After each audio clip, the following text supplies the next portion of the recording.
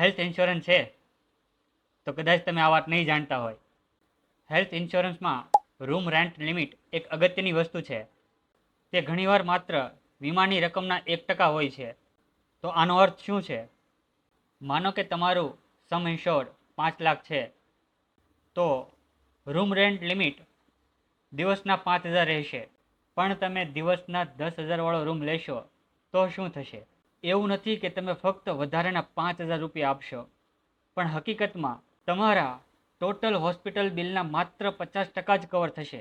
બાકી બધું તમારે જાતે ચૂકવવું પડશે. આનું સોલ્યુશન હંમેશા રૂમ રેન્ટ લિમિટ વગરનું હેલ્થ ઇન્સ્યોરન્સ લેવાય, કેમ કે એ તમને કોઈ પણ રૂમના ખર્ચ ઉપર સંપૂર્ણ કવરેજ આપશે. આ ભૂલ ક્યારેય ના કરો. તમારા માટે બેસ્ટ પ્લાન પસંદ કરવા DM કરો કે કોલ કરો. આ વિડીયોને લાઈક, શેર અને સબસ્ક્રાઈબ કરો.